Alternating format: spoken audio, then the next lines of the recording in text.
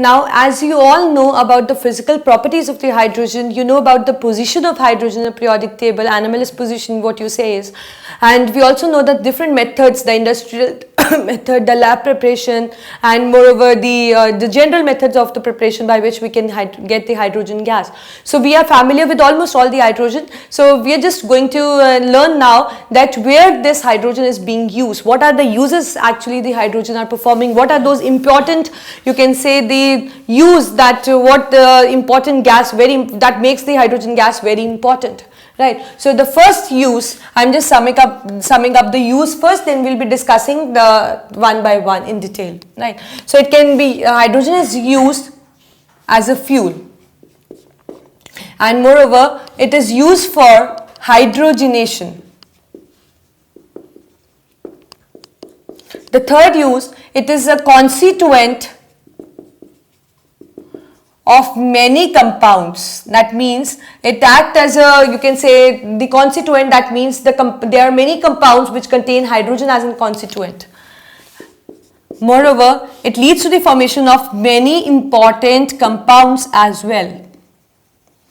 It is used in extraction,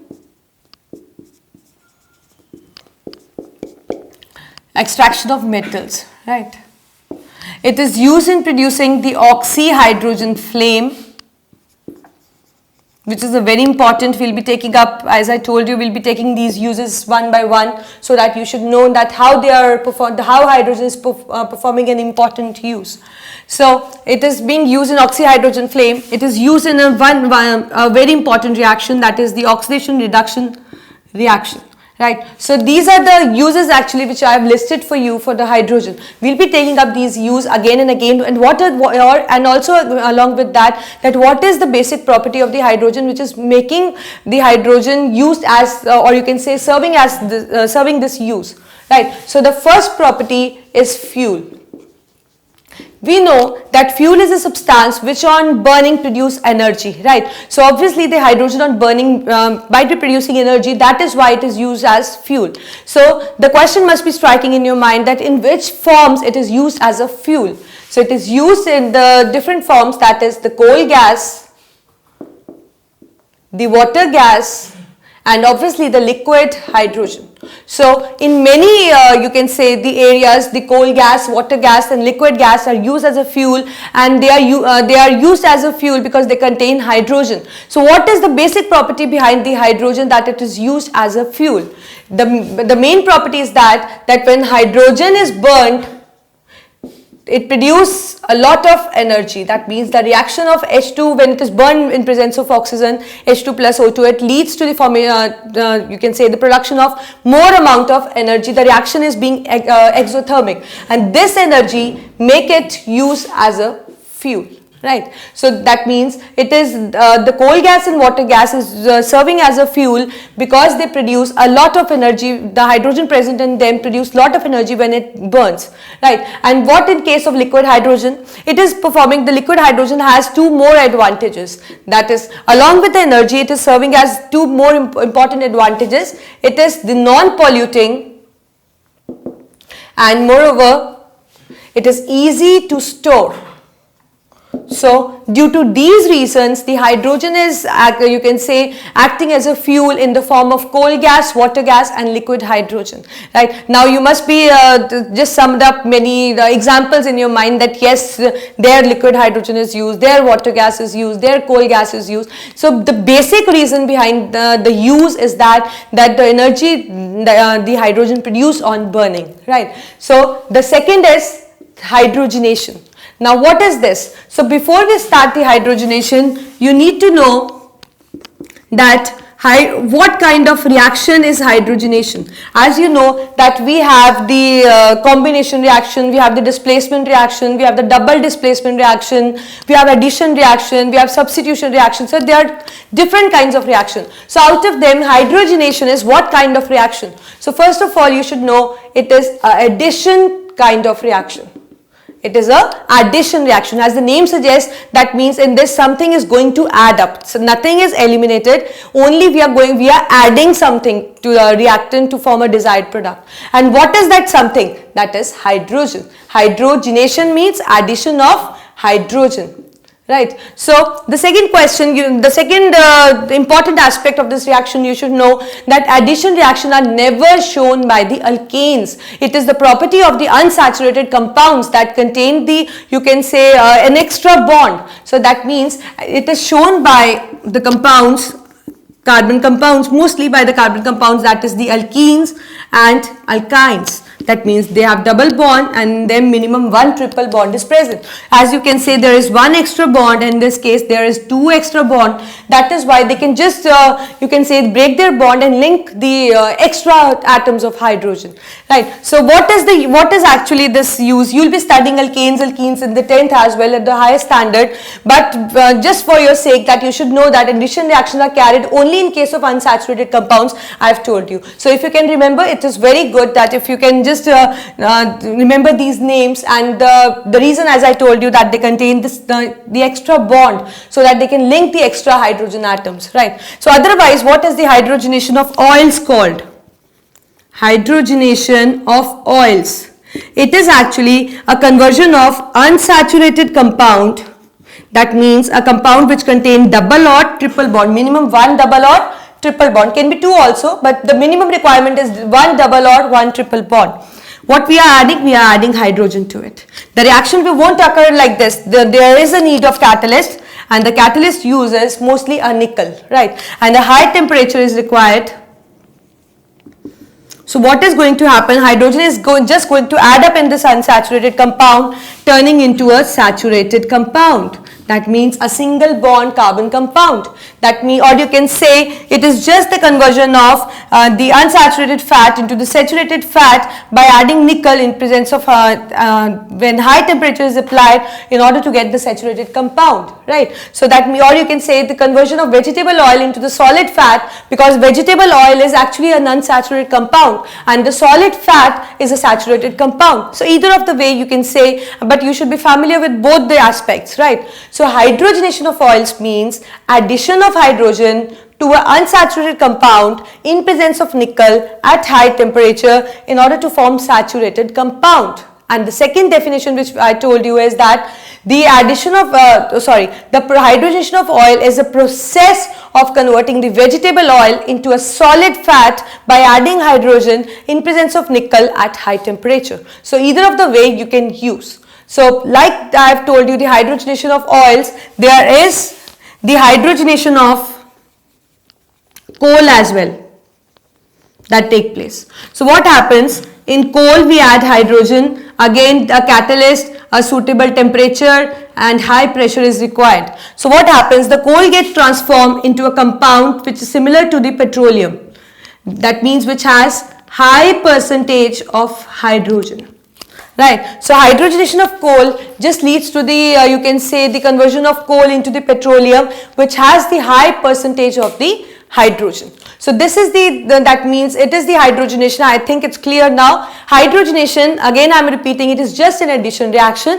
What we are adding? We are adding in hydrogen. That is why it is hydrogenation addition, right? So, and where does this addition reaction take place? It takes place only in the compounds which carry an extra bond. So like I gave you an example of alkene and alkyne. Hydrogenation of oil, you know that, converting vegetable oil into solid fat in presence of nickel by adding hydrogen at higher temperature. And again coal is, you know that now. So that means the second use we have done, that what is the hydrogenation of oils and hydrogenation of coal, and what is the reason that why we are doing it, right? So third, it is a constituent of many compounds. That means many compounds contain hydrogen as the constituent. Do you have any idea of any important compound? Can you tell me? Yes, you are right. The very important compound, that is ammonia. And the formation of ammonia is the Haber's process. So in this, the constituent is, again, the important the inflammable gas that we are considering, that is the hydrogen. So that means it is serving as a constituent of many compounds. Moreover, it just leads to the formation of many compounds. As you know that most of the, you can say, the compounds which are found in plants and animals are hydrocarbons. So what are actually hydrocarbons? They are the compounds of carbon and hydrogen. So that means again in hydrocarbons there is an hydrogen, and moreover it forms many other compounds the most important, water. See, we cannot live this thing without water, you know that. Water is again which contains H2 and O2, which leads to the formation of H2O. So that means H2 is again a constituent. So that means it acts as a constituent of many compounds, and also it forms many important compounds which we use in a daily routine, like water I told you. And next, it is used in extraction of metals. As you know that the metals do not get in nature as such, as they are reactive, so they occur in a combined form, you know that, and that combined form is called as ore. Right. So there are, you can say, the different processes by which we can obtain the pure metal, and those processes are just summed up under the phenomena called metallurgy. Right. So what we do, we just take an ore, first we remove the impurities, then that means we concentrate the ore. Second is we do the oxidation, that means that ore gets converted into the metal oxide. For example, I am stating an example, it will be clear to you. Suppose I got an ore, I say that there is a bauxite ore, right? Bauxite ore is an ore of aluminium, right? So we just got the bauxite ore. So what is going to happen? We are just going to remove that ore from the earth crust. So along what we'll get to see with the ore, there will be an impurities, there will be you can say the termites and all, we'll get to see that. So first of all, what we have to do, we just have to remove that plants, soil, everything which is just attached with the ore, so that we can get the substance from which only the metal can be extracted. That is called as concentration of ore, right? So when you have concentrated the ore, you have just removed the soil, the plants, or anything which was present in the earth crust which was attached to the ore, you have just removed it. So that means you have concentrated the ore. The second step what we do is the oxidation. That means that, as I told you, that it was an aluminium ore. So that means after concentration of ore, you need to convert it into, you have to follow certain kind of processes, so that you just convert into the metal oxide. So we know that it was an aluminium ore, so we have the aluminium oxide. This step is called as oxidation. And the third what we do is, because we need a metal in a pure form, so what we do is, we do certain kind of reactions in which the aluminium and oxygen, or you can say any metal or oxygen, just get detached. This process is called as reduction. And then when we obtain this metal, we just further purify it and use it in a ready to use form. This is just out of syllabus, we'll be doing in the next higher classes, but still I told you, because I'm going to mention the name extraction, so you should know what the extraction is actually and why it is needed, and how the hydrogen is just serving as a main use in extraction. Right. So as I told you, there are many methods, many steps which has to be followed in the metallurgy, that is the concentration, oxidation, reduction and refining. Right. So hydrogen would serve in the important use in the extraction of metal, and what is that use? That is reduction. That means it helps, you can say, it helps in just removing reducing the metal oxide into metal. Like for example, if I use this H2, so this H2 can reduce it. Reduce means it can remove its oxygen and just make oxygen attach with itself. So that means in extraction we need to reduce metal oxides, and there we can use a reducing agent, hydrogen. That means it will just take up the oxygen from that metal and just convert the metal oxide into the metal. So likewise, it is serving as an important use in extraction of metal as well, right? So the next use is oxyhydrogen flame. This also is an important, performing an important function in case of welding. So what is that? See, when oxygen is burned in the atmosphere of hydrogen, as I told you, it is an exothermic reaction. So when oxygen is burned in the atmosphere of hydrogen, it leads to the formation of oxyhydrogen flame. Right, and you know that the reaction is exothermic. So where that exothermic, or you can say the energy, is being utilized, it is utilized in the cutting and welding purpose. So oxyhydrogen flame is simple, a flame which is obtained by burning oxygen in the atmosphere of hydrogen. And when somebody asks you that what is the property that it is acting as, or you can say it is being used in the welding and cutting purpose, is that the energy it produces, right? And what is that, where this energy is being used, it is used in cutting and welding purpose. So simple. So that means you know that what is oxyhydrogen flame and where it is used, and what property of the hydrogen is just making it used in the welding and the cutting purpose, right? So the last use we have is oxidation and reduction. As I told you, when we did addition, I told you there are many reactions, and we just covered in the chemistry before also that we have many kinds of chemical reaction: combination, decomposition, displacement, double decomposition, neutralization, precipitation. There are many reactions, and in that we studied the redox reaction as well, which is the combination of reduction and oxidation. So how we used to define that reduction and oxidation?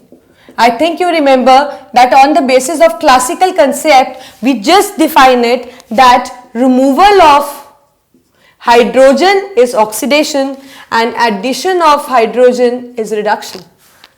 Because I am just considering the hydrogen in this case, otherwise we have the definition for oxygen as well. Like in oxidation, it is addition of oxygen and removal of hydrogen, and in reduction, it is addition of hydrogen and removal of oxygen, just vice versa of the oxidation, right?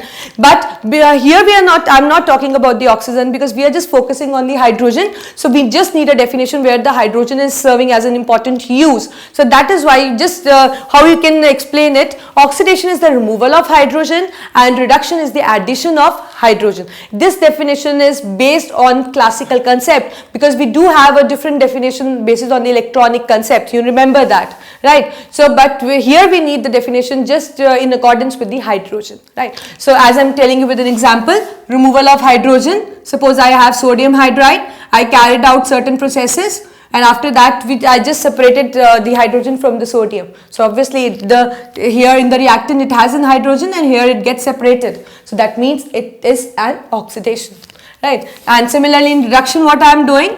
I am just combining the Na and H2, sodium and hydrogen. It leads to the formation of sodium hydride. So what happens in the reactant? The Na is not having H, but in the product it do have H. So that means it is the addition of hydrogen, that is the reduction. So that means you just now know that there are so many important uses that hydrogen is being serving. So this is all about the hydrogen. So just remember it, remember the properties. That lighter one property which I told you, that it is used in a meteorological balloon, that can also you can write as in use, that it is lighter than air, that is 14.4 times lighter, that is why it is used in meteorological balloons as well. So that can also be in use, which we discussed before also. Nowadays it has been replaced by helium in the meteorological balloons, but still the hydrogen has the property to be used as a gas in the meteorological balloon. So we will be listing this as an example, right? So these are all the uses which we have done. Just don't forget about the properties, that it is an inflammable gas, who gave its name, who first synthesized it, what is the hydrogen. I think you can just recall it again. So just go through the chapter once more.